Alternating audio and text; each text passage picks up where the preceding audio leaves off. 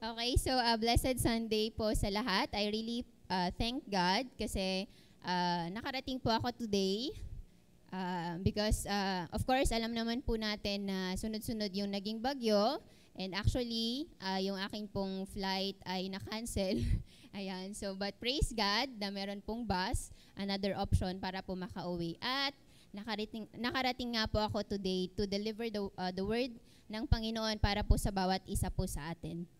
And so last Sunday, so ready na nga po ba tayo to receive the Word of God for today? Amen.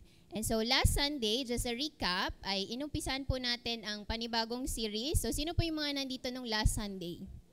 Ayan, so narinig po natin, we started with a new series which is the church series. And nagturo po si Pastora Marie Chris yung ating pong first topic which was entitled Chosen Before the Creation of the World, followed throughout life into eternal predestination. So last Sunday, I hope na natanggap po ng bawat isa po sa atin na grabe yung calling ng Panginoon sa bawat isa po sa atin na bago pa man po tayo pinanganak, ay pinanganak sa lupa ay pinili na po tayo ng Panginoon with Jesus Christ. So sabi po in verse 4 sa Ephesians, so God chose us in Christ before the creation of the world. So God already chose us beforehand in Christ before the creation of the world. So ano daw po yung purpose natin? Kung bakit tayo pinili ng Panginoon. So hindi pa po tayo pinapanganak ay pinili na po tayo ng Panginoon. Hindi pa niya alam yung itsura natin, ano yung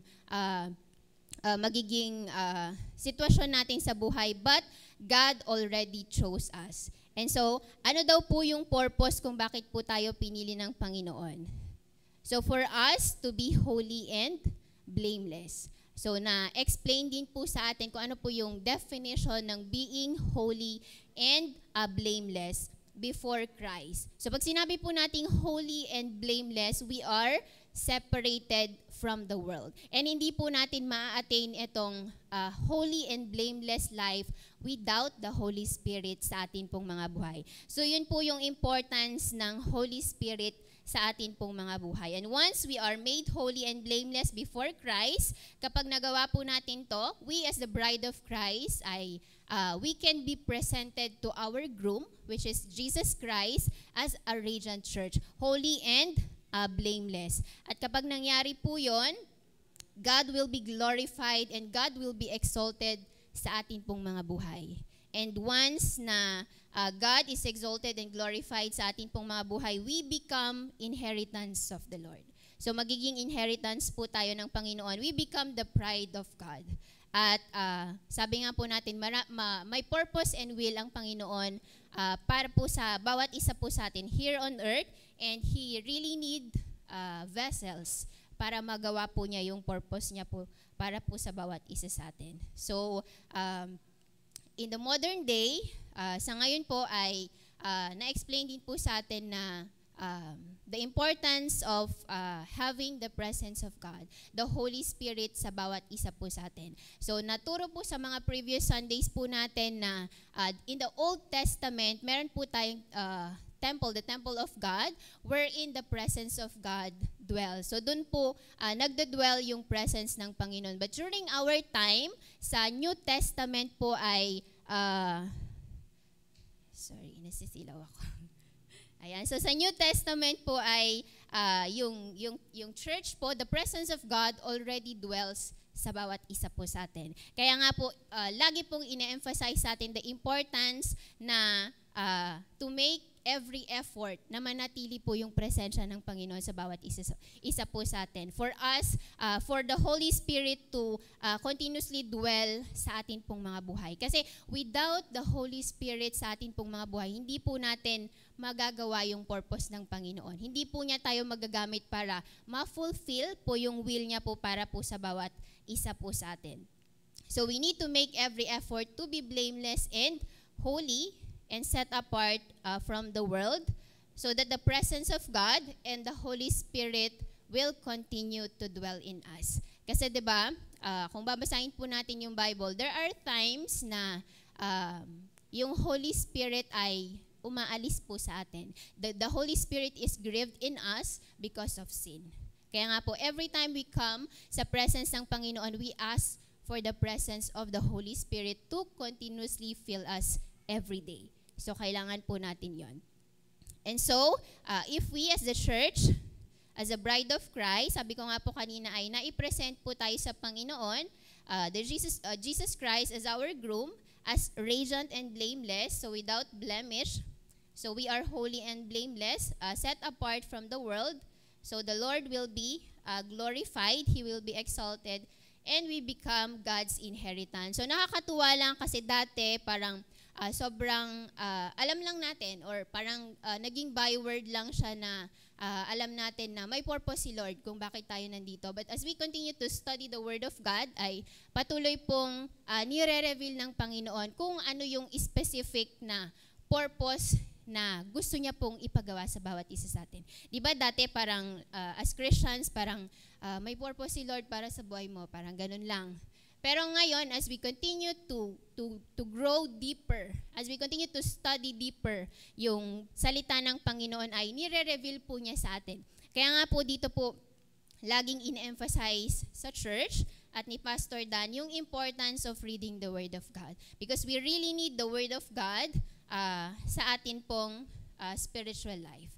Para mas patuloy po nating maintindihan at mas makilala po ang Panginoon sa bawat sa buhay po ng bawat isa po sa atin. So ito po yung purpose ng Panginoon kung bakit po tayo pinadala sa lupa. So sabi po ni Ate Chris last time, God will we will become the pride of God.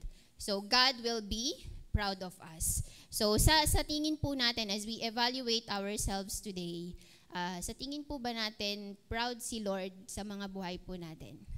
Tanungin nga po natin. Let us take this time to pause and tanungin po natin, proud kaya si Lord sa buhay natin as His children? So maalala po natin yung kwento ni Job, di ba? Parang pinagmamalaki ni Lord si Job, na proud siya na kahit tanggalin mo lahat sa Kanya ay magsisilbi pa rin siya sa akin. He will be still faithful sa akin. So sa mga buhay po ba natin, let us ask and evaluate kung ganito rin po ang Panginoon sa atin, na proud din po ba siya?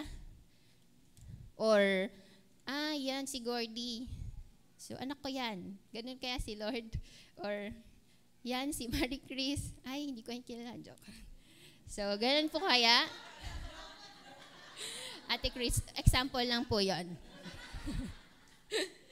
So, brothers and sisters, let us take this time to evaluate ourselves and yun nga po, kasi yun naman yung pinaka-purpose natin parang na maging proud dapat si Lord sa atin po. Okay, so in verse 5, tuloy po natin. So,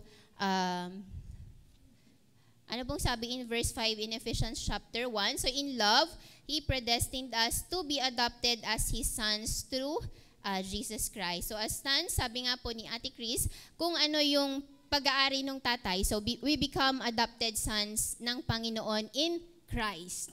Kaya nga when we receive the Lord Jesus Christ sa mga buhay po natin, we become adopted sons of God. And as adopted sons of God, so we share in the authority and power ng ating Ama sa langit. Amen? Kasi gano'n naman po, di ba, yung mga anak natin, kung ano yung pag-aari ng mga tatay or mga magulang, pag-aari na rin nila. So gano'n po yung scenario po natin. So we share in the power ng Panginoon po natin. So but as sons of God, through Jesus Christ, so nabanggit din po last time, so nasa recap pa lang po tayo ha. Nabanggit din po last time na as sons of God ay meron po tayong responsibilities. Hindi lang yung we share in the authority or in the blessings of being sons of God, but meron po tayong responsibilities as sons of God. So ano po yung responsibility po natin? So we need to respond to the calling of God as His royal priest. So yun po yung talagang pinaka-ultimate na calling po natin as royal priest of the Lord. So ang sabi po in verse 9 ng Ephesians 1, He made known to us the mystery of His will. So the Lord Jesus Christ made known to us the mystery of His will. So ano daw po yung will niya? Ito po yung pinaka-ultimate talaga na calling natin as His royal priest. To bring all things in heaven and on earth together under one head only, and that is Jesus Christ. So ito po yung kalooban ng Panginoon. Ito po yung will ng Panginoon na lahat po tayo, lahat ng tao ay makakilala po sa Panginoon. And every one of us ay makapagbigay po tayo ng glory sa Panginoon. God will be glorified and exalted sa atin pong mga buhay. So ito po yung ultimate will ng Panginoon, and ito po yung ultimate na purpose ng Panginoon sa mga buhay po natin. So let us we need to bring everything to Christ so that they will also glorify God.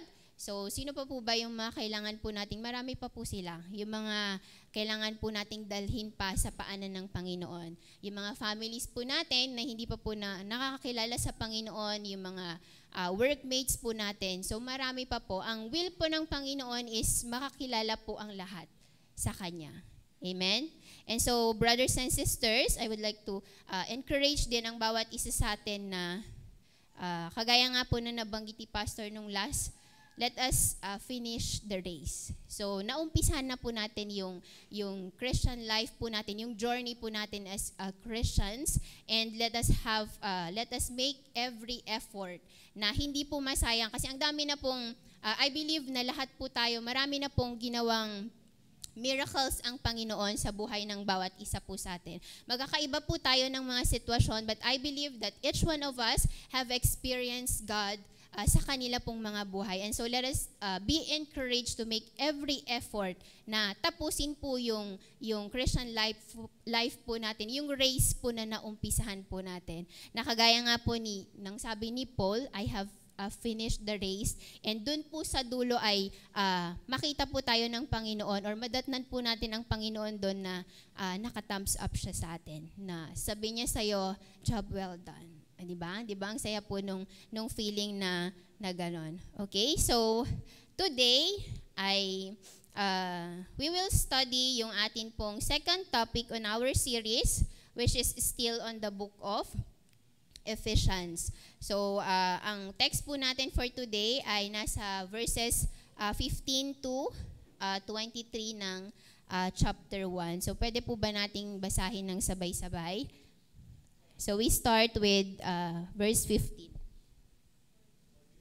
For this reason, ever since I heard about your faith in the Lord Jesus and your love for all the saints, I have not stopped giving thanks for you, remembering you in my prayers. I keep asking that the God of our Lord Jesus Christ, the glorious Father, may give you the spirit of wisdom and revelation so that you may know Him better. I pray also that the eyes of your heart may be enlightened in order that you may know the hope to which He has called you, the riches of His glorious inheritance in the saints, and His incomparably great power for us who believe.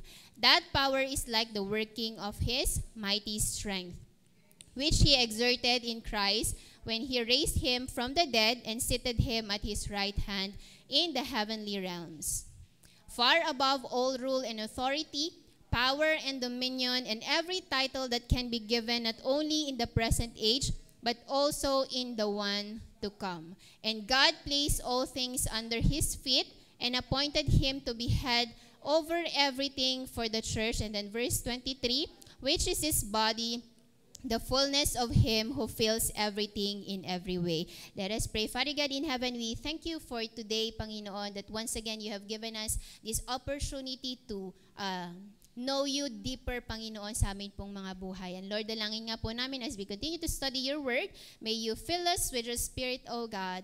May you fill us with the understanding that comes from you, O God. And Lord, dalangin nga po namin, Panginoon, that may you open our hearts, O God, so that we will be able to receive our portion for today. Lord, I pray that may you hide me beneath your cross so that you and you alone be glorified and be magnified in our midst. Panginoon, marami pong salamat. And this we pray in Jesus' name. Amen. So our title for today ay the soul-inspiring church. So this is the topic under our still ng atin pong series, which is the church series. So the soul-inspiring church. So ano po ba yung definition natin ng inspiration?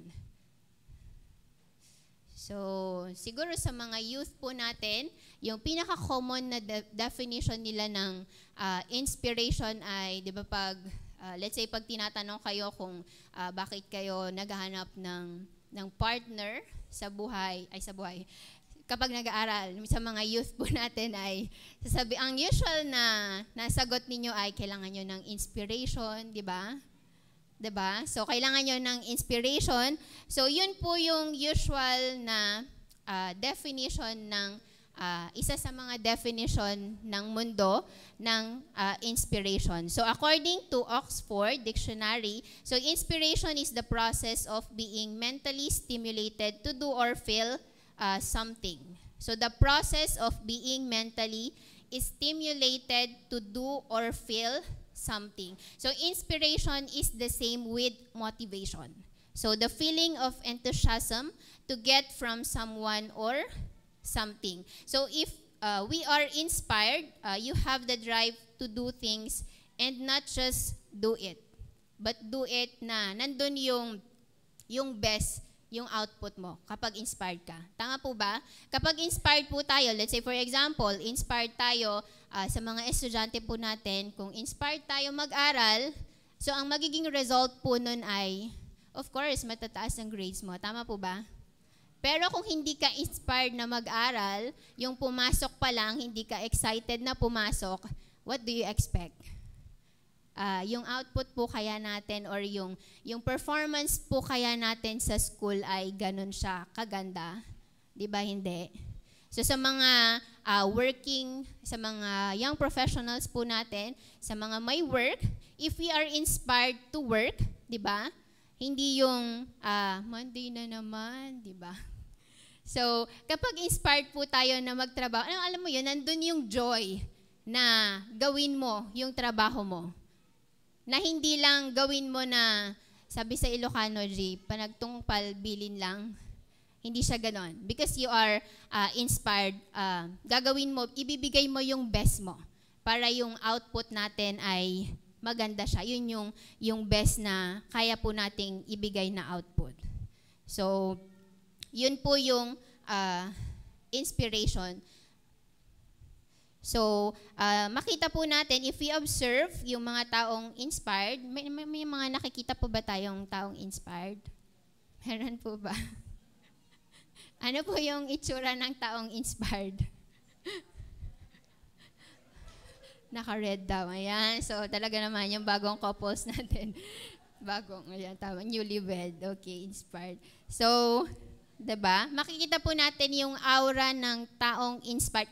Iba yung kanyang outlook. So, nandun yung kanyang motivation sa paggawa ng mga bagay-bagay because you are inspired. So, sa mga estudyante po natin, pag inspired po tayo mag-aral, ano man yung inspiration ninyo, so it will reflect dun sa mga grades po ninyo or mga performances po natin sa school. So today, hindi po yung definition ng inspiration na kaya nating kunin sa mundo yung aaralin po natin. So ang aralin po natin today is yung definition po in our of inspiration in our Christian life.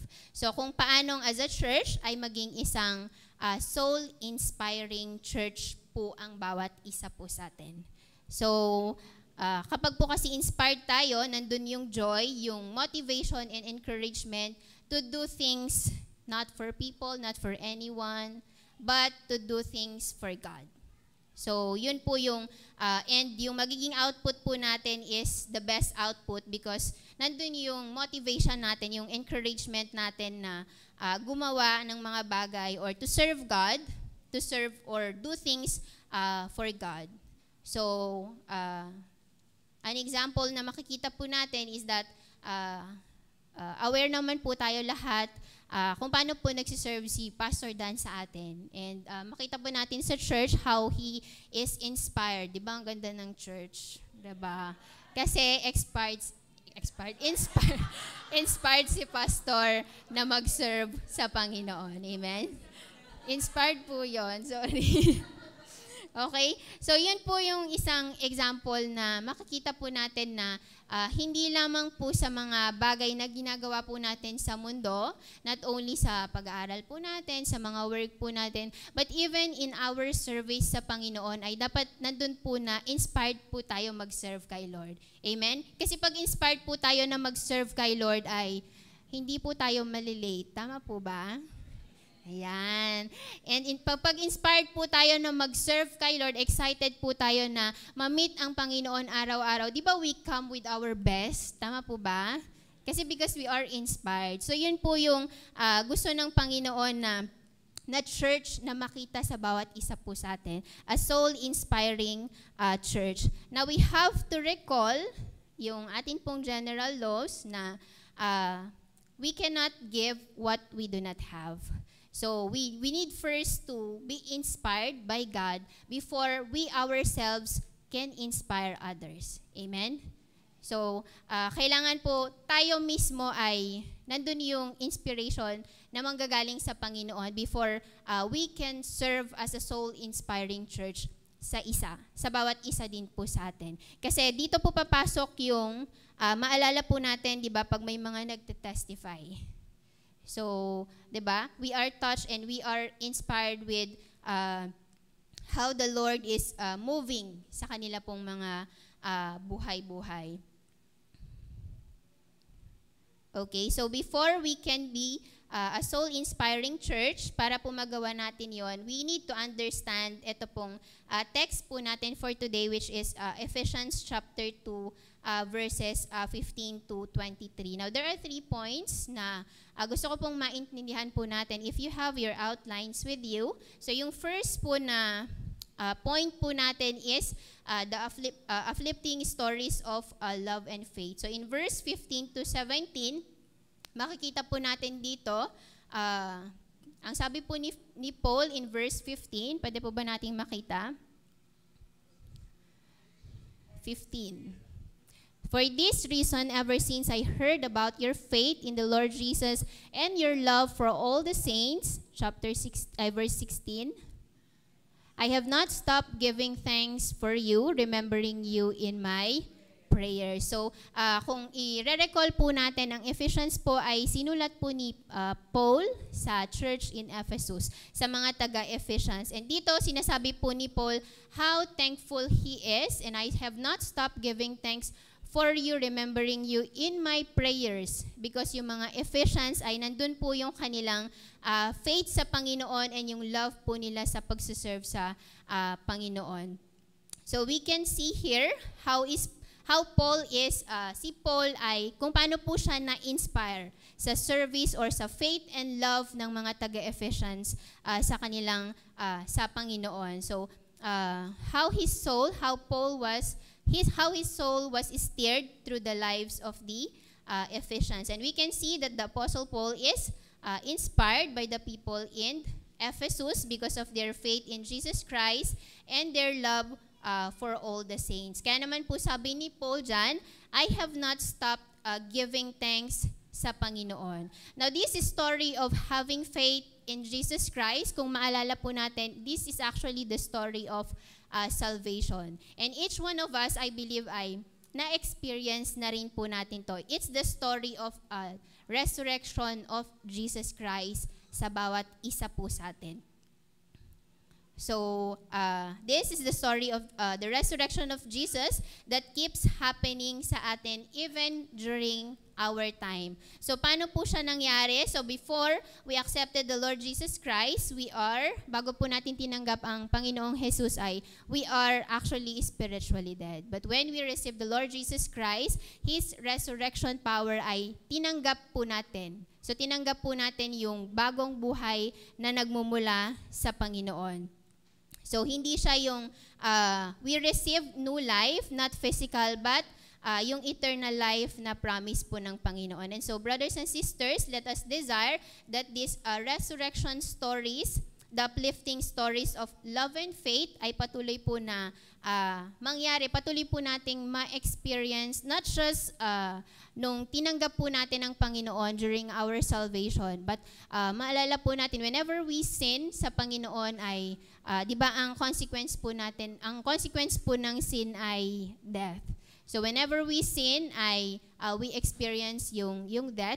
And so we need to continually come before the presence of God so that the resurrection power of the Lord Jesus Christ ay patuloy po nating matanggap. So whenever we overcome sins, we grieve the Holy Spirit and He lives us.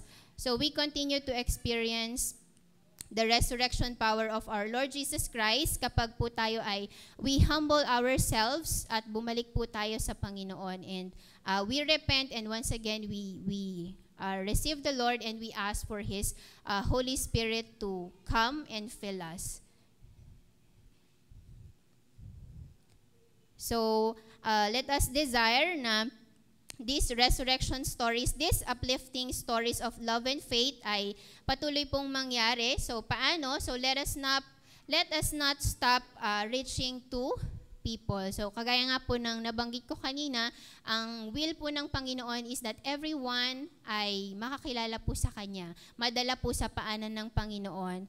And so let us not stop reaching to people, lalong-lalo na po yung mga family members po natin, yung mga nasa circle of influence po natin. Dalhin po natin sila sa paanan po ng Panginoon. And then, let us not stop overcoming all the sins and bondages sa atin pong mga buhay. Every day ay di ba tama po, every day ay meron po tayong kasalanang nakocommit. Amen? And so let us not stop na dun sa point na, alam mo yon, hindi ka na lalapit sa Panginoon para humingi ng tawad. But every day we come sa presence ng Panginoon and we ask for His forgiveness, for His cleansing sa atin, for His forgiveness sa atin pong mga kasalanan. And we continue to ask God to help us overcome all the bondages na meron po sa mga buhay-buhay po natin. Because we know na ang kasalanan po ay it causes spiritual death sa atin pong mga buhay. And so whenever we overcome sins, nandun yung we continue to experience the resurrection power of Jesus Christ sa atin pong mga buhay. And then yung third is that let us not stop knowing God. So when we receive the Lord Jesus Christ as our personal Lord and Savior, doon po nag-umpisa yung pagkakakilala po natin sa Panginoon. But the will of God is that hindi po tayo hindi tayo mag-stop doon sa knowledge lang natin.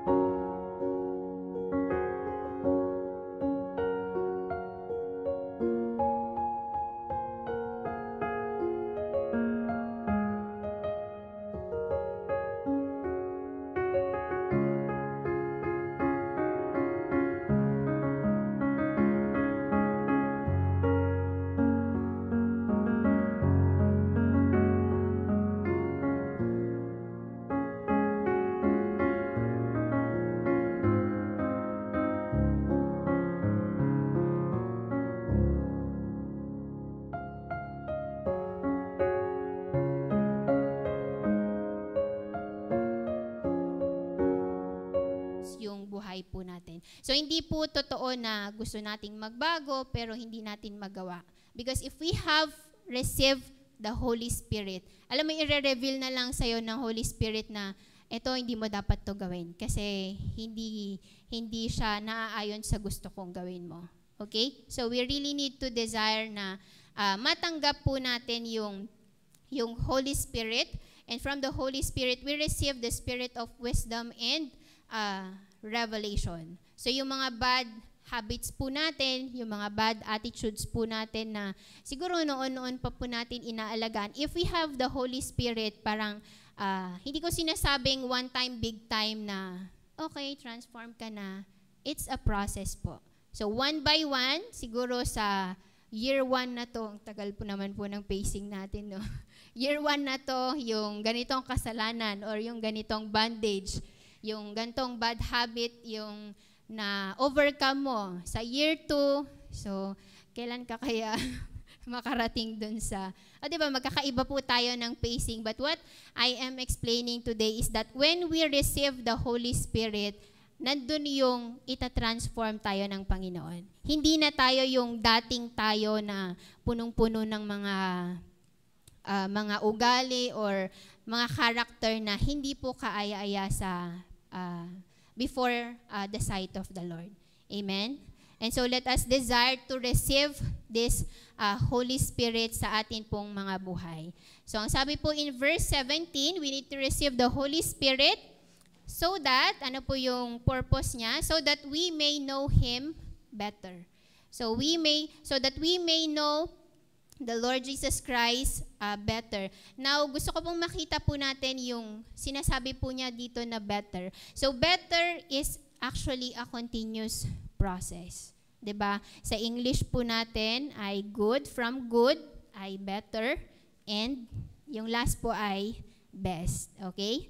So, pag sinabi nating better, it's actually a continuous process. Indefinite po siya. Wala siyang end.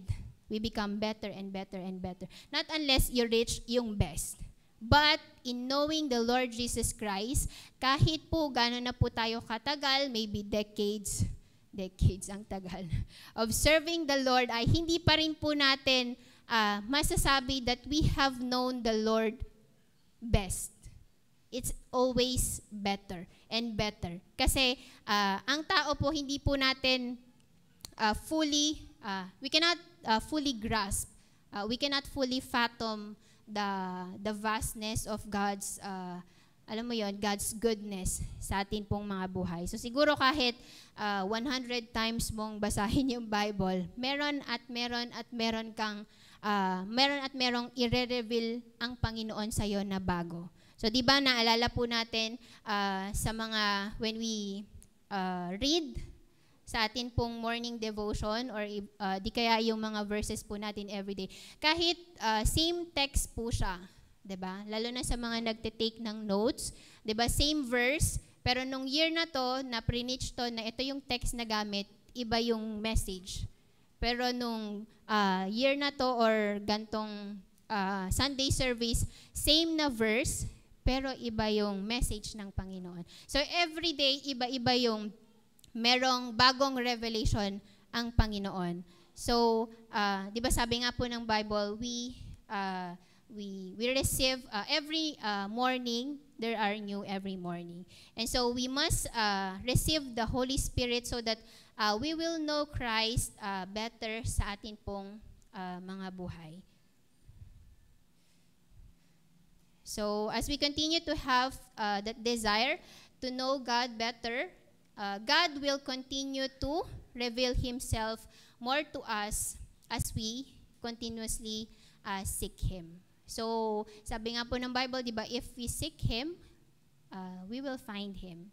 And so, we need to have that desire na mas makilala pa po natin ang Panginoon, and God will continue to reveal Himself more to us. So, siguro dati, ang alam lang natin ay the Lord is our healer. The Lord is our provider. But as we continue to know God deeper, malalaman mo na He is more than that. Marami pa siyang kaya at gustong gawin sa buhay po natin. Marami pa siyang kayang maging sa mga buhay-buhay po natin. And so brothers and sisters, let us continue to have that encouragement to know Christ better sa atin pong mga buhay. So babalik po ulit tayo sa basic. Let us read the Word of God. So babalik lang tayo doon. So we need, for us to know Jesus Christ better, we need to study His Word. We need to study the Bible. Kailangan maging healthy po yung atin pong prayer life. So balikan po natin yung 5 steps for our spiritual growth na tinuro na po ni Pastor Dan. So yun po yung kailangan po natin. And of course, yung pinaka-importante is that we need the Holy Spirit. So yun pa rin po. We need the Holy Spirit because the Holy Spirit will enable us to know Christ better sa atin pong mga buhay. And so, ayan. And of course, studying the Word of God, it's really very important. So, alam ko sa inyo, dito sa Tuge ay nire-require kayo, tama ba? Nire-require kayo to have your own Bibles. Because ganun po ka-importante yung word po ng Panginoon. Now, maybe some of us ay siguro naisip natin ang hirap namang intindihin kasi English or di kaya Tagalog. I think meron ng mga available sa ibang dialect ng Bible. Kung wala man, marami na po tayong technologies. Pwede nyo ipa-translate kay Google or di kaya ipa-translate kay ChatGPT sa dialect na gusto nyo. I-try nyo lang po. Kasi alam mo yon, sobrang accessible na po yung resources natin ngayon. So sabi nga po natin, kung gusto po nating mag-aral ng salita ng Panginoon, may paraan. Ay, hindi lang marami pong paraan. Okay? So we really need to study the Word of God. Para sa atin po to. So, hindi po siya para sa Panginoon. Wala pong madadagdag sa Panginoon pag nag-aaral tayo ng Word. So, para sa mga buhay-buhay po natin to. So, we really need to study the Word of God. So, yun po yung first point po natin, the uplifting stories of faith and love. And then, yung second point po is the soul-steering threefold revelation. So, in verse 18 to 19, so Paul also prays that the eyes of the heart of the Ephesians be enlightened. So sabi niya po dyan, I pray also that the eyes of your heart may be enlightened in order that you may know the hope to which He has called you, the riches of His glorious inheritance in the saints, and yung last is, and His incomparably great power for us who believe. So in other translations, ang ginamit po is, sa NIV is, Paul prays that the eyes of the heart of the Ephesians be enlightened. So other translations, eyes of your understanding being enlightened. So ano pong ibig sabihin ng enlightened? So it means that your heart may receive the brightness of hope, which will result when the wealth of God's investment in you is understood. So ulitin po natin, enlightened means, it means that your heart, our hearts, may receive the brightness of hope, which will result when the wealth of God's investment in you is understood. Now, yung investment po na binabanggit niya po dito, it's actually the Holy Spirit. Ito po yung, di ba, yung tinuro sa atin nung last Sunday na it's the seal or the guarantee. Parang down payment po siya ng Panginoon. It's the Holy Spirit. And so when we fully understand the work of the Holy Spirit in our lives and we allow Him to do its work sa atin pong mga buhay, that's the time that the eyes of our hearts are enlightened. So when we fully understand the work of the Holy Spirit, tinanggap na po natin yung Holy Spirit and then we fully understand His work in us and we allow Him to work sa atin pong mga buhay. That's the time na the eyes of our hearts is enlightened. And so pag na-receive po natin to, when our hearts is enlightened, so ano po yung mangyayari? We receive ito pong threefold revelation na makikita po natin in verses 18 to 19. So ulitin ko po, yung prayer ni Paul is that the Ephesian church will, the eyes of their heart may be enlightened. So ano pong ibig sabihin nun? When we fully understand, tinanggap na po natin yung Holy Spirit, and then when we fully understand the work of the Holy Spirit in our lives, and we allow Him to do its work sa mga buhay po natin, that's the time that the eyes of our hearts is enlightened. And once na nangyari po yun, we receive this threefold revelation. So yung first po is that you may know the hope to which He has called you. So you may know, malalaman po natin the hope to which He has called us. So kagaya po nung nabanggit ko kanina, God's hope is that hindi po tayo magstay dun sa knowledge level lang. But nandun yung desire po natin na mas makilala pa po siya better and better each day of our life. And that as we know Christ better and better sa atin pong mga buhay, yung pinaka-goal po natin is that we become Christ-like. So let us desire to be filled with His Holy Spirit, and this hope to which He has called us, yung purpose po niya para po sa bawat isa sa atin is that nabanggit na rin po natin kanina na lahat po ay makakilala po sa Kanya. So this is the hope to which He has called each one of us. Yung purpose po niya, na magamit po niya tayo para po mas marami pa pong souls ang madala sa paanan ng Panginoon. So this is the hope to which God has called each one of us. And then second, dun sa threefold revelation is that the riches of His glorious inheritance in the saints. So the riches of His glorious inheritance in the saints. So tanggalin na po natin, I think na pakinggan na rin po natin sa mga ibang preachings yung isip natin na kapag Christian tayo or kaya we serve God, mga pastors ay maghirap ka or mahirap ka. Mukha po bang mahirap si Pastor Dan? Di ba? Hindi.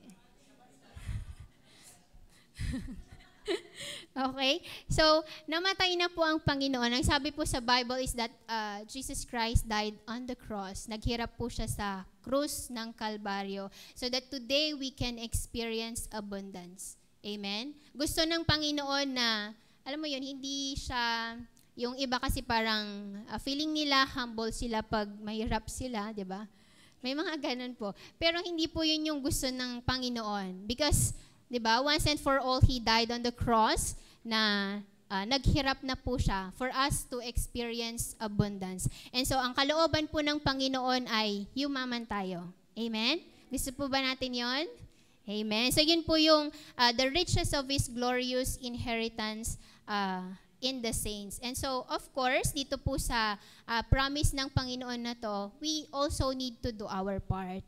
So, kagaya po ng lagi nating sinasabi, God has given us all the resources na pwede po nating gamitin para magkaroon po tayo ng, God has given us the power even to acquire wealth. And so, as children of God, we respond na, alam mo yon, may gawin din po tayo. Kasi kahit anong gawin ng Panginoon na i-multiply, kung ano yung meron po sa atin, kung zero siya, so 0 times 1 million is, okay, so kailangan meron pa rin po tayong part na gagawin. Para ito pong promise ng Panginoon na riches, na abundance sa bawat isa po sa atin ay mapangyari po. I believe na lahat po tayo ay binigyan ng Panginoon ng mga resources, mga skills, or gifts. Kailangan lang po nating ilabas, igamitin po siya. Okay? So, yun po yung second. And then, dun sa third po natin under threefold revelation is His incomparably great power for us who believe. So, His incomparably great power for us who believe. So, because we are sons of God in Jesus Christ, we share in the authority and power of the Lord. And so we can do greater things for His glory. So yung sabi po ng Bible dito is incomparably great power for us who believe. So pag sinabi po nating incomparably, parang you cannot compare how great this power na ipinagkaloob po ng Panginoon sa bawat isa po sa atin. Because we share in this as His sons. We share in the power and authority ng atin pong Panginoon. And so, these are the threefold revelation of God na masasabi po nating soul steering.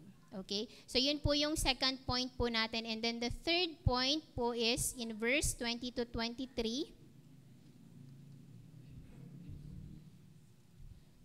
So, yung verse 20 po, okay, we start sa 19. Okay, so we start dun sa, that power is like the working of His mighty strength, which He exerted in Christ when He raised Him from the dead and seated Him at His right hand in the heavenly realms, far above all rule and authority, power and dominion, and every title that can be given, not only in the present age, but also in the one to come. So, yung point number 3 po natin is the bride of Christ activating all things. So, sabi po dyan is that the Lord has given us power. Like the working, kung paano po kalakas yung power na ito. It's like the power of His mighty strength, which He exerted in Christ when He raised Him from the dead and seated Him at His right hand in the heavenly realm. So this power is like the working of His mighty strength, which He exerted in Christ when He raised Him from the dead. So ito daw po yung power, this resurrection power that we can overcome even the greatest enemy of human, which is death. So ito po yung power na ipinagkaloob po ng Panginoon sa atin. So far above all rule and authority, power and dominion, and every title that can be given, not only in the present age, but also in the one to come. So sabi po dyan, far above all rule and authority, power and dominion, and every title that can be given, not only in the present age, but also in the one to come. So this is the power of Jesus' resurrection, that even, kagaya nga po nabanggit ko kanina, even the greatest enemy of a man, which is death, ay na-overcome po ng Panginoon. So this is the same power that the Lord wants to give us as His bride. So, ganito po ka-great yung power na ipinagkaloob po ng Panginoon sa atin as His bride. And so, He, sabi po dyan, when He raised Him from the dead and seated Him at His right hand in the heavenly realms. Pag sinabi po nating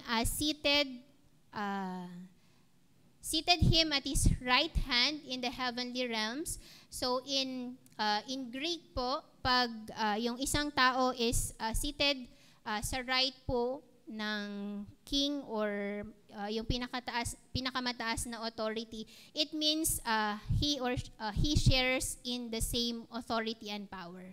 And so ganun po yung nangyari sa atin pong Panginoong Jesus. He not just overcame death, but He is already seated at the right hand of the Father. And so He shares in the authority and power. So far above all rule and authority, power and every dominion, and every title that can be given. Hindi lang sa panahon po natin, but also in the one to come. So ganito po powerful yung ipinagkaloob po ng Panginoon sa bawat isa po sa atin. So God placed all things under Jesus' feet and appointed Him as head over everything for the church. So Jesus Christ is the head, and tayo po as a church is the body. And so sabi po dyan, God placed all things under Jesus' feet. So lahat po ng bagay, God placed sa paanan po ng ating pong Panginoon. And He appointed Him as head over everything for the church. And so, Christ being our head, and we as the church are as His body, So, all these things are also under us. Nakita po ba natin yon? So, lahat, all this, everything ay inilagay din po ng Panginoon sa paanan po natin. And so, this is the great power that God had already given sa bawat isa po sa atin. And so, brothers and sisters, it's the same power na gusto pong i-display ng Panginoon sa mundo. And ito po yung will na gusto po niyang i-accomplish po. But, kagaya nga po na nabanggit ko kanina, God needs a vessel para magawa po niya ang kalooban po niya na ito. And so, we need to ask and pray to God na we can be vessels para magawa po natin yung perfect will po ng Panginoon dito po sa mundo. And so let us choose today to become God's royal priest, responding to this very call na ibinigay po ng Panginoon. So yun po yung atin pong topic for today, the Soul Inspiring Church.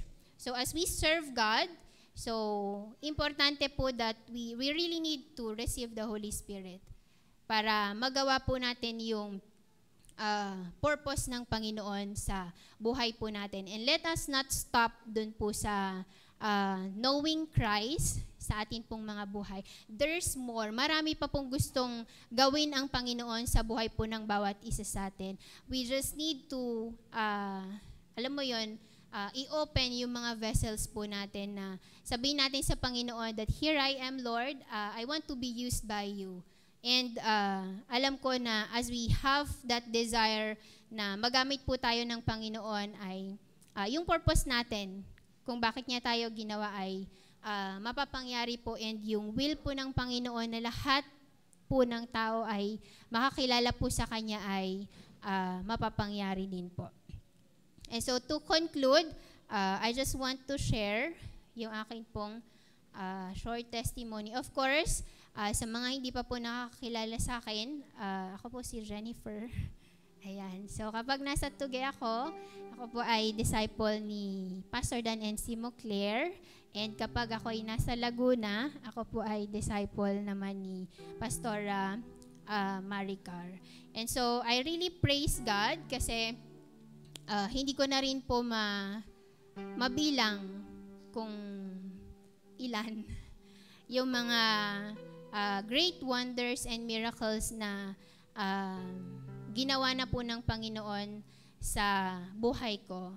But one of my realizations po talaga is that when we have that, alam mo yun, when we have that inspiration, once we serve God, alam mo yung inspire ka na maglingkod sa Panginoon, nakita ko po kung paano habang ako ay mas lumalalim, how I grow deeper sa aking pong pagkakakilala sa Panginoon ay in the physical world ay, alam mo yun, nag-manifest din po yung promotion po ng Panginoon.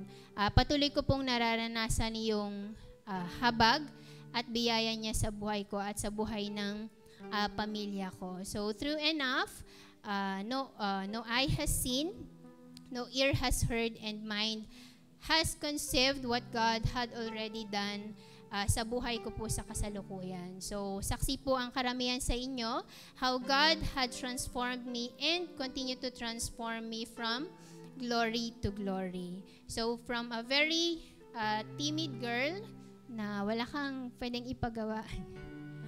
Okay, but I really praise God.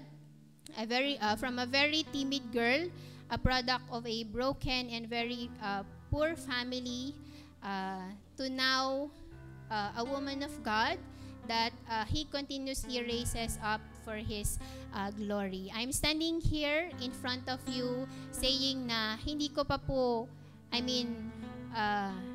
I'm still on process of molding ng Panginoon, but I really praise God dahil as I continue to desire to know God better and better sa akin pong Christian life ay nandun din po na pinaparanas ng Panginoon sa akin ang kanyang great wonders and miracles. So having the Word of God, reading the Word of God is really very important sa atin pong walk, sa atin pong Christian life. Kung titignan ko, actually parang yung pagsunod naman po natin sa Panginoon, hindi siya ganoon kahirap. Kasi God is giving us everything na kailangan po natin para makasunod po tayo sa Kanya. Every Sunday, we receive the instruction from the Lord. And every now and then, we receive yung reminder na we need the Word of God. We need the Word of God. We need the Holy Spirit. And so, I think yung pinapagawa ng Panginoon sa atin, yung pagsunod po natin sa Panginoon ay hindi po siya ganon kahirap. And I really thank God that when I receive the Lord Jesus Christ as my Lord and Savior, I experienced yung resurrection power ng Panginoon. And when I asked the Holy Spirit to fill me, nandun na yung sabi nga po ni Pastor na, alam mo yun, marami rin po akong mga kasalanan or weaknesses in the past.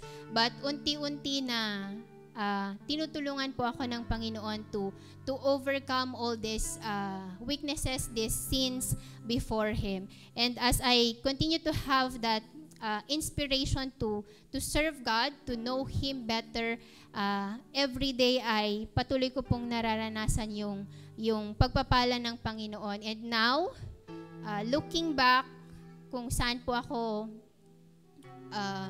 kinuha ng Panginoon, I cannot really fathom how great our God is, kung gaano po siya kabuti sa buhay ko, sa lahat po ng ginawa niya. So kung nakilala po ninyo ako dati or na-meet ninyo ako dati, I believe na kayo din po ay you will be in awe or inspired how God had already transformed me from before hanggang ngayon. So ngayon po, currently ay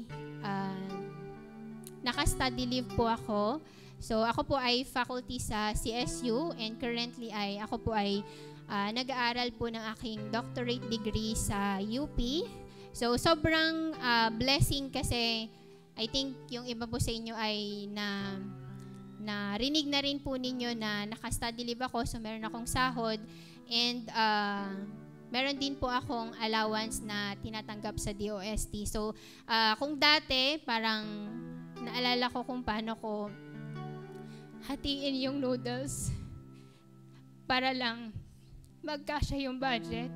But I really praise God kasi parang sobra yung promotion, yung lift na ginawa po niya sa buhay ko. And siguro yung secret lang po doon, actually wala namang secret eh. Nandun lang yung I received the Holy Spirit and every time that I come sa presence po ng Panginoon, nandun yung inspiration, yung excitement ko to receive Him, to receive the Word. And once we receive the Word, I see to it that I respond. So sabi po ng Bible, it's not but by our might, but not by our power, but by His Holy Spirit. And so I really praise God with all the promotions na ipinagkaloob na nga po niya sa akin. And meron nga pong one time na nakita kami ng mga friends ko nung high school.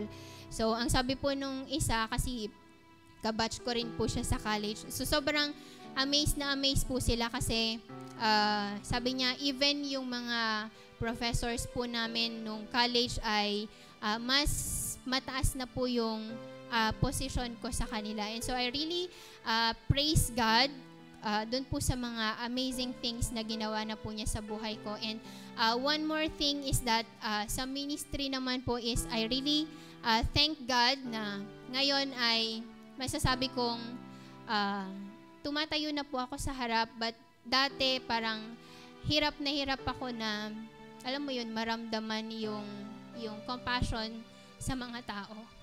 And parang mas madali sa akin na parang I don't care, parang gano'n. But I really praise God na unti-unti ngayon ay tinatransform din po ako ng Panginoon. And yung recent lang is that parang sobrang nagbigay ng impact sa akin kasi yung kapatid ko, nag-aalaga siya ng kambing. So parang yung inahin niya kasi ay 4 yung anak. So parang sa dami nung anak niya, namatay sila lahat kasi hindi niya kinaya. So parang alam mo yon yung I really thank God kasi sa akin parang nilagay ng Panginoon na yung compassion na maging sa hayop. Nag-record ako ng prayer nung naghihingalo pa lang yung inahin. So, nag-record ako ng prayer, tapos sabi ko sa kapatid ko, iparinig mo sa kanya. So, I really thank God, hindi po nabuhay yung kambing, namatay siya. But I really praise God kasi para sa akin po, it's actually a breakthrough. Kasi kahit hayop yan, alam mo yun, nag-start ang Panginoon na maglagay ng compassion sa akin. And, recently lang din, nung nagbakasyon ako nung last, nabagyan din ako ng opportunity ng Panginoon na ipag-pray din yung isang kabatchmate ko na na-diagnose po ng I think stage 4 na cancer na siya. So, I really praise God kasi nag-open na po ang Panginoon ng mga ways para magamit po niya ako. And yung pinaka-recent na isa po sa pinagpapasalamat ko sa Panginoon is that bago pa lang kasi ako mag-start sa Laguna ng aking pong doctorate ay very clear na yung nilalagay ng Panginoon, yung revelation ng Panginoon na you need to start the church dun sa Laguna. Parang hindi ka lang pupunta dun para mag-aral, pero as a tree of life, parang you need to grow there and kailangan mong i-share yung goodness ng Panginoon. And I really thank God kasi hindi po ako mag-uumpisa doon na zero. Ayan, I praise God kasi nandun po si Angel, so nakuha po siya ulit sa work sa Laguna, and nung last week lang po, nag-usap kami parang, okay, so kailangan na nating tanggapin. I mean, kailangan na mag-sink in sa utak natin na nilagay tayo ni Lord dito. So, dapat mag-flourish tayo dito sa Laguna, kung ano yung gustong ipagawa ng Panginoon sa atin dito. So, I really praise God, and sabi ko nga, how great is the power of God na, alam mo yun, yung mga hindi ko naisip na kayang gawin ng Panginoon sa buhay ko. Not only in the spirit, alam niyo yung nakakatuwa po is that as I grow deeper sa aking pong pagkakakilala sa Panginoon is that in the physical realm ay nandun din po yung promotion. So dati, parang as an engineer or as a teacher, parang may mga fear din po akong like mga aralin, ganyan, like kunwari programming. So parang naririnig ko pa lang siya, parang alam mo yun, parang magkakasakit na ako, mai-stress na ako. Pero ang galing ni Lord. I mean, how great is His power and yung kaya niyang gawin sa buhay natin.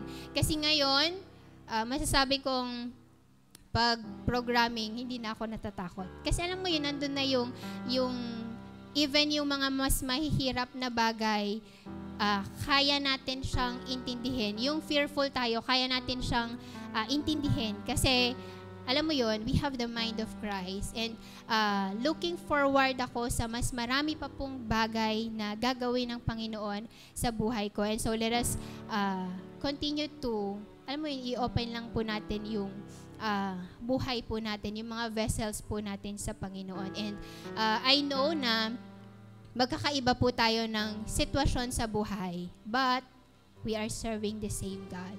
And so kung ano po yung mga bagay, great wonders and miracles na ginawa na po ng Panginoon sa buhay ko at gagawin pa po, surely kayang-kaya niya rin pong gawin sa buhay po ng bawat isa po sa atin. So kailangan lang po natin, we just don't, alam mo yun, hindi lang po tayo yung makikinig lang. I mean, every Sunday, may binibigay po ang Panginoon sa atin. Hindi lang tayo makikinig, but we must respond dun po sa pinapagawa po ng Panginoon sa atin. So, yun lamang po. To God be all the glory po.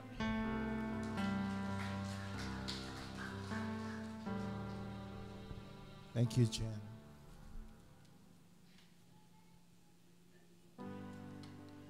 Hallelujah.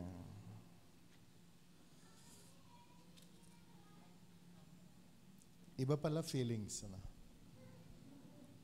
Nung pinanonood mo yung mga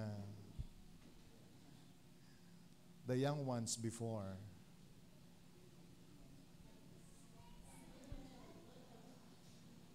I'm so inspired.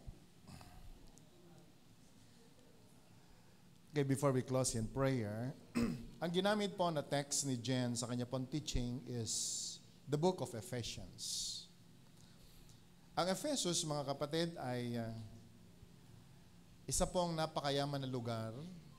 Dahil sa sobrang yaman po niya, sentro siya ng lahat ng bagay. Nandun ang market, nandun ang lahat yata ng mga matatalinong tao ay nandun. Mga napakalaki po kasi ng position ng mga, ano tawag doon? Yung nagbabasa ng mga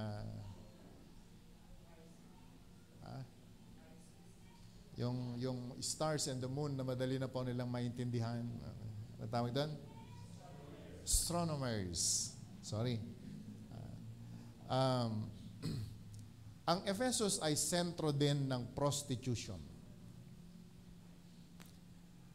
Pagkatapos, doon po sa itinuro sa atin kanina, doon pa kinuha o doon pa hinango yung soul-inspiring church. Sa gitna ng napakaraming mga temptation, sa gitna ng napakaraming mga pwedeng i-prioritize ng tao. Yet, meron pong pinuri si Paul na sinabi niya, ever since I have heard about your faith in the Lord,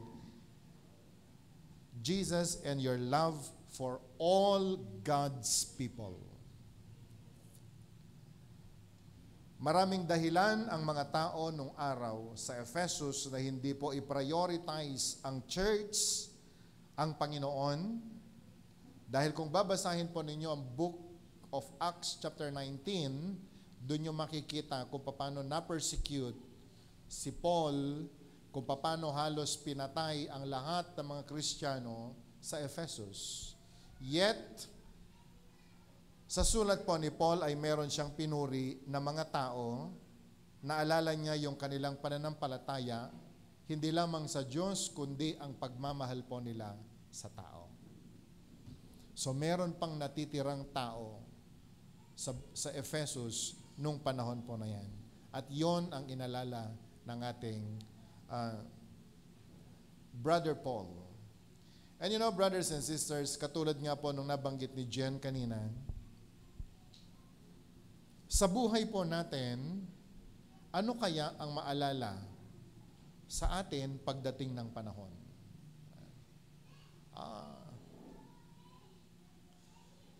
Ano ang pwedeng masabi na hinangaan at yun ang magiging dahilan ng Panginoon para po bigyan tayo ng crown of glory pagdating ng Judgment Day.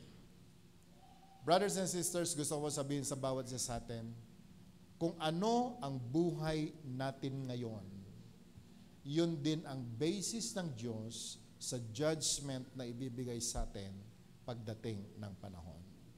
Yes, we are all saved by grace. We receive the crown of life.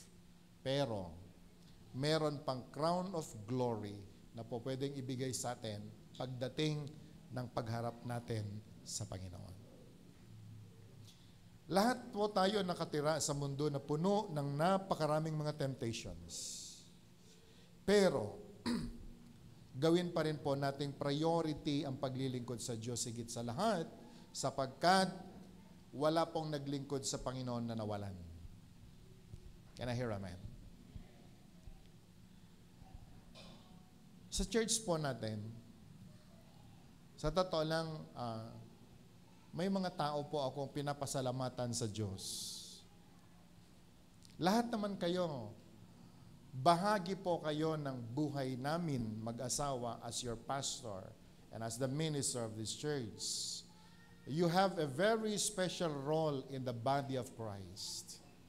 Pero gusto ko lang magbanggit ng ilang tao na alam nyo, hindi po sila nakikita sa pulpit, hindi nyo po sila nakikita na sumasayaw o tumutugtog. Bigyan ko kayo ng isang magandang halimbawa. Isang taong hindi ko makalimutan na siguro kapag ako ay susulat din ng libro, ay sasabihin kong, every time I remember him, siya po ay, alam mo yun, binibigyan po niya ako ng reason na mabuhay pa. Kaya nga pinipilit kong maging healthy dahil na-inspire po ako sa buhay ng taong ito. Alam niyo kung sino yon? Si J.P. De Feo.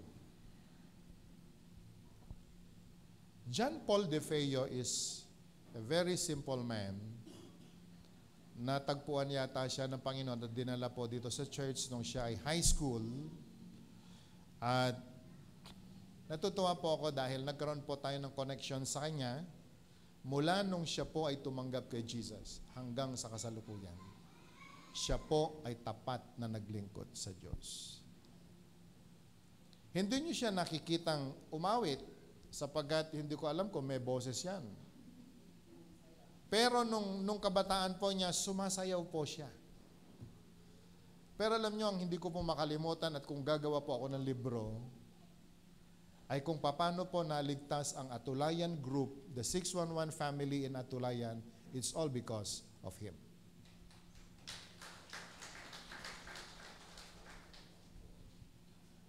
Na kapag tinatanong ko yung mga youth doon, anong gusto mong maging?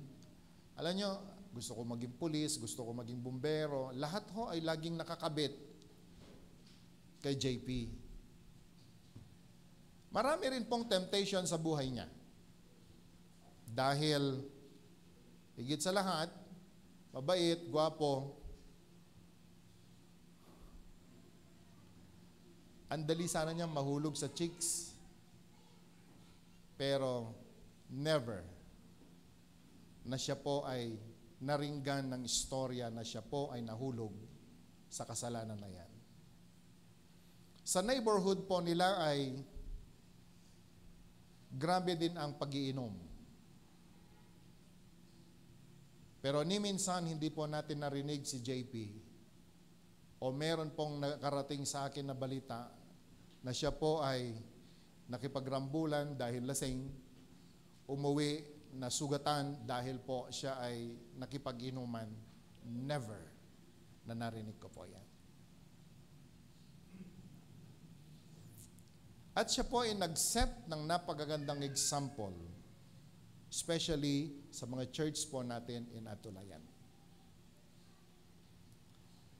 Kaya alam nyo, may mga tao po na talagang meron ka talagang isusulat sa buhay po nila.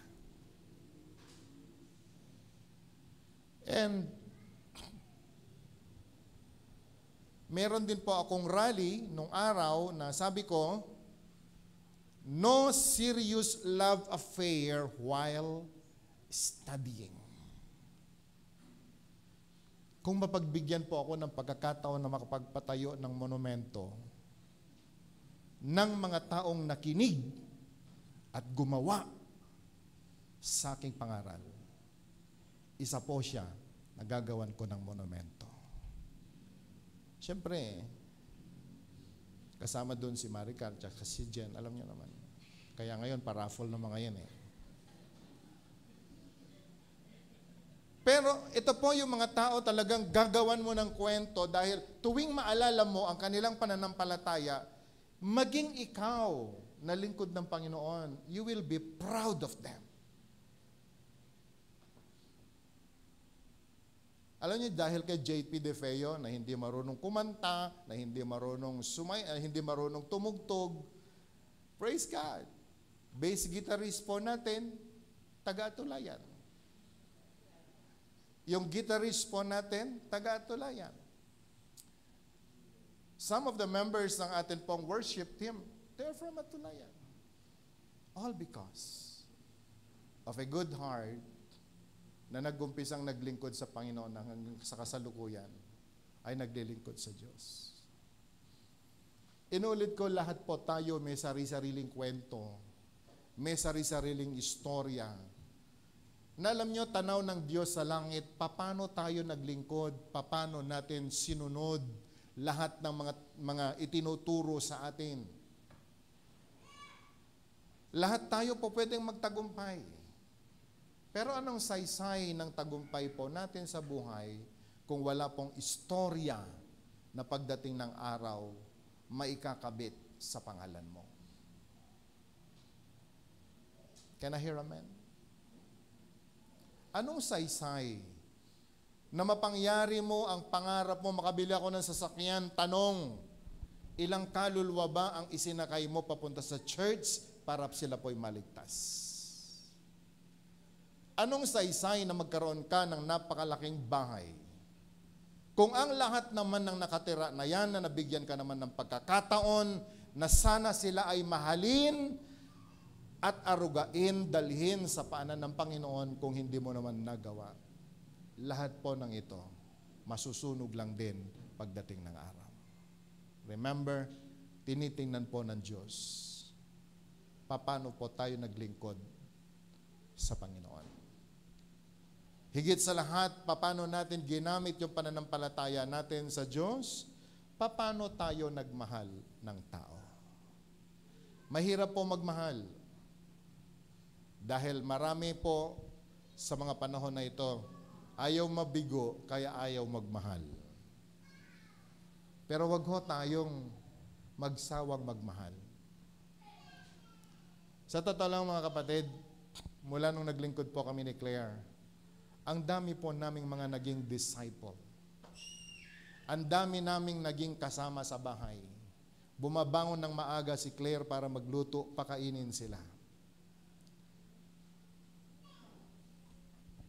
Bagay na hindi maintindihan ng aking mga anak.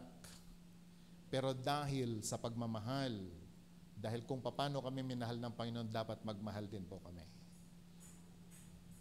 Yung iba, nag-stay. Kaya makita nyo yung iba tumatayo na nagpipreach, they have their ministries up to now. Pero may mga tao ding nabigo ako. Dahil, siguro may mga kanya-kanya silang dahilan.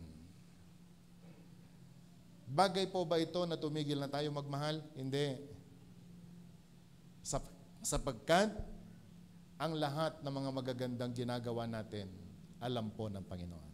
Can I hear amen? So I encourage everyone, may pananampalataya na po tayo. God had already given us the deposit and the seal, the Holy Spirit. Do not be tired of doing good. Can I hear amen?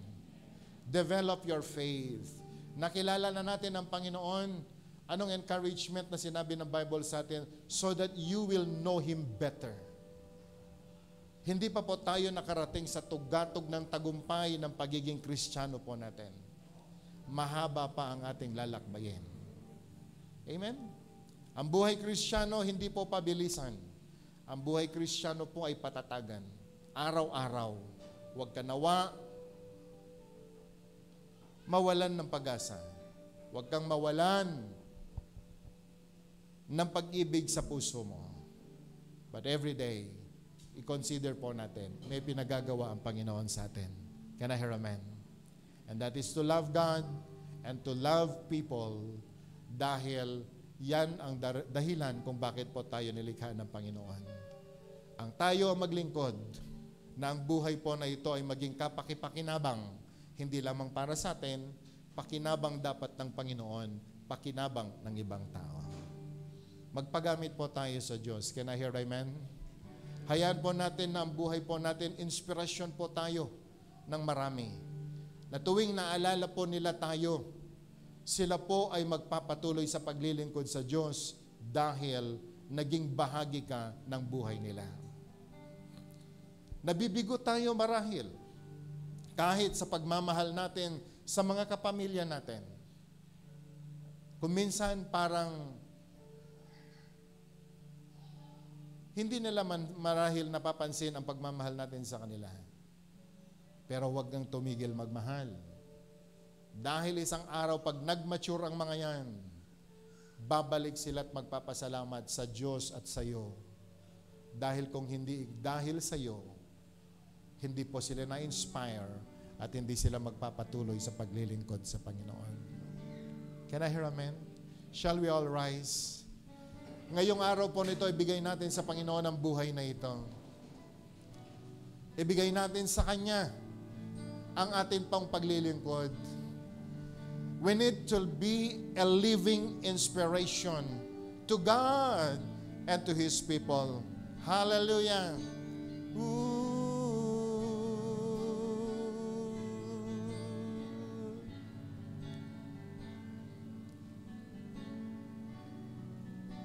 Jesus, take your place in our midst.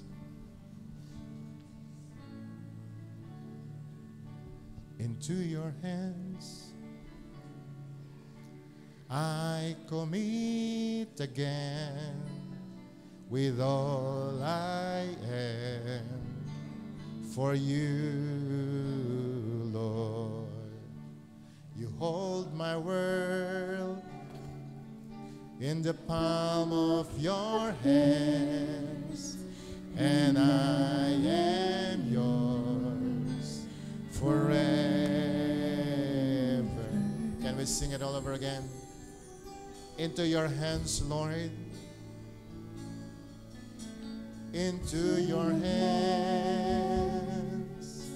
I commit again with all I am for you, Lord. You hold my world in the palm of your hands, and I am yours forever. Now, Jesus, I believe. Jesus, I believe in you. Jesus, I belong to you. You're the reason that I live. The reason that Jesus, I believe. Jesus, I believe in you. Jesus, I belong to you. You're the reason that I live, the reason that I sing with all I am. Can we sing all over now? Make it as a prayer, make it as a love song for Jesus. Into your hands I commit again with all I am for you, Lord. You hold my world in the palm of your hands. In the palm of your hands. And I am yours forever. Sing it again. Oh, hallelujah.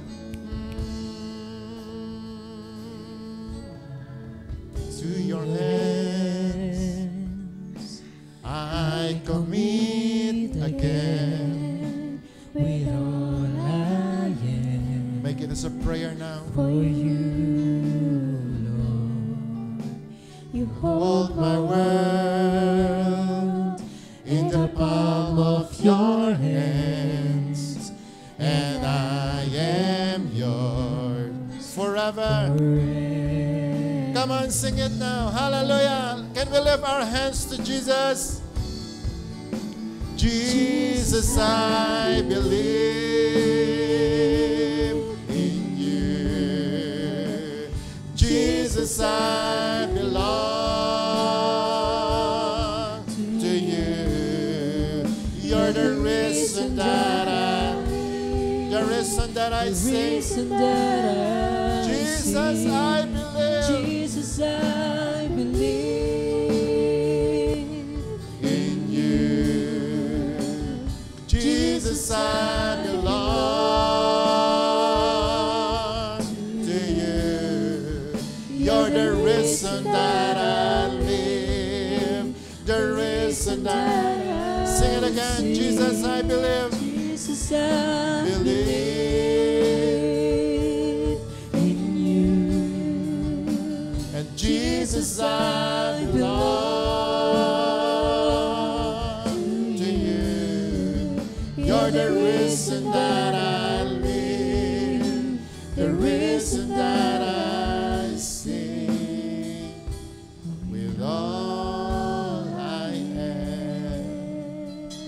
Lord, narinig mo ang bawat awit, ang bawat panalangin ng puso. Kami, Panginoon, nais naming mabuhay para lamang sa iyong kalwalhatian. Salamat, O Diyos, sa pagkakataon na binigay mo sa amin na kami ay makapaglingkod sa iyo. Salamat sa kaligtasan. Salamat sa pagtawag at pagkakapili sa amin. Lord, lahat kami, we are not a worthy vessel.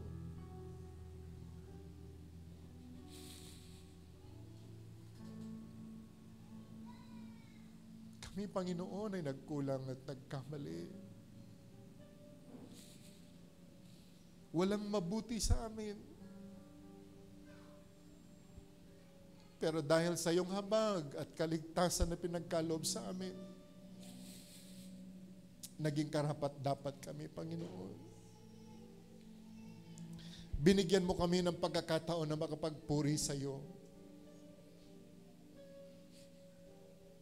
Nalugod ka, pinagpala mo kami. You have given us so much, O God. Not only our salvation, pero pinagkatiwalaan mo kami ng time, pinagkatiwalaan mo kami ng yaman. Gifts and talents, idinagdag mo sa amin. But God, many times, binigo ka namin. Hindi kami naglingkod sa iyo at hindi namin minahal ang mga taong ipinagkatiwala mo sa amin. But God, today we're coming before you. Touch this heart once again.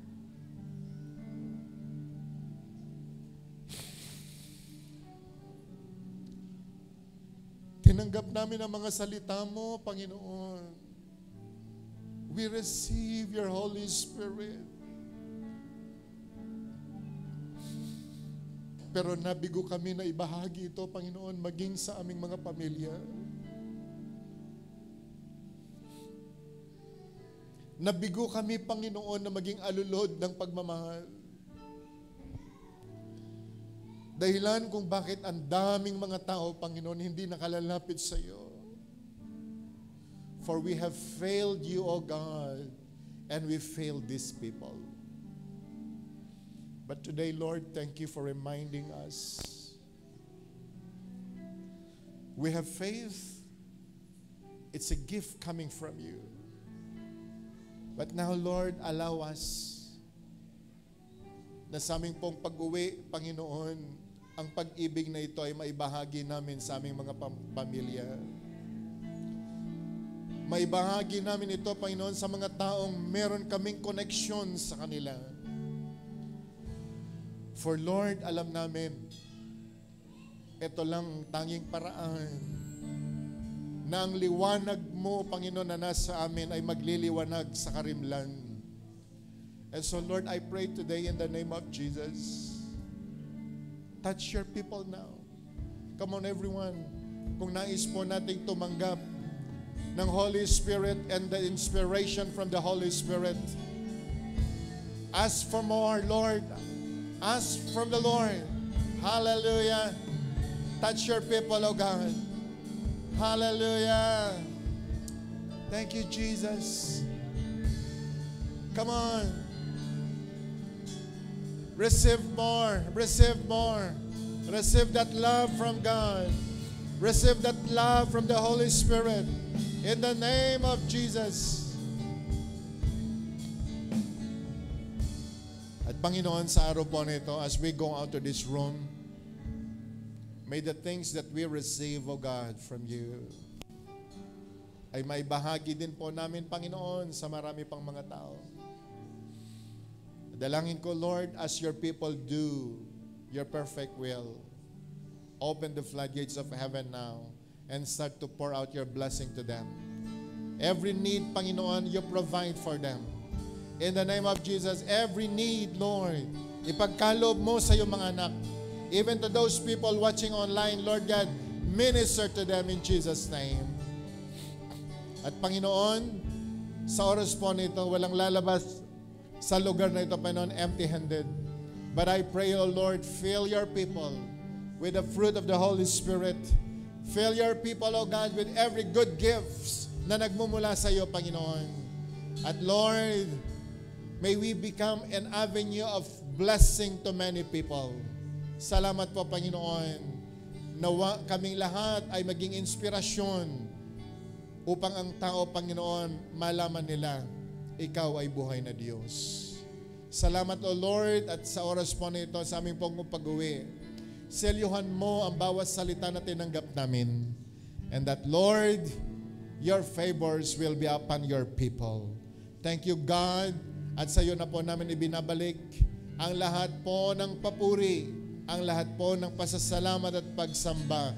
Sa iyo lamang ang lahat ng ito, Panginoon. Sa pangalan ni Jesus, lahat po yung magsabi ng Amen. Pwede ba tayong kumamay ng 5 tao? Sabi mo sa kanya, you are a living inspiration.